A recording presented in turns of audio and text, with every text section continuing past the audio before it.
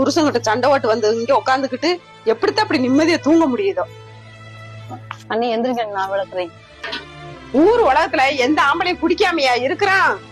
என்னமா இவ புருஷன் தான் குடிக்கிற மாதிரி அடிக்கிற மாதிரி கோச்சிட்டு வந்து இங்க உட்கார்ந்து இருக்கா. ஏன் வந்தவளை போட்டு கரிச்சு கொட்டிட்டு? ஆமா, நான் பேசுறதா உங்களுக்கு தெரியும். உங்க தங்கச்சி என்னைக்கு இந்த வீட்டை விட்டு போறாலும் அன்னைக்கு தான் எனக்கு நிம்மதி. அண்ணி கிளம்புறேன் அண்ணி. அண்ணே நான் கிளம்புறேன் அண்ணி. என்னப்பா இருந்து போனதானமா? இல்ல கிளம்புறேன் அண்ணி.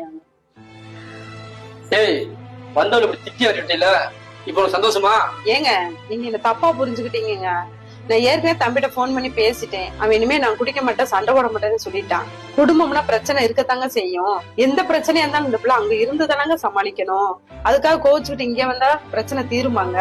பிள்ளைகளும் அங்க கஷ்டப்பட்டுக்கிட்டு இருக்குதுங்க. நான் அதுக்காக தாங்க இவன் ரோசப்பட்டு போனதுக்காக கோவப்பட்டு பேசுற மாதிரி பேசினேங்க.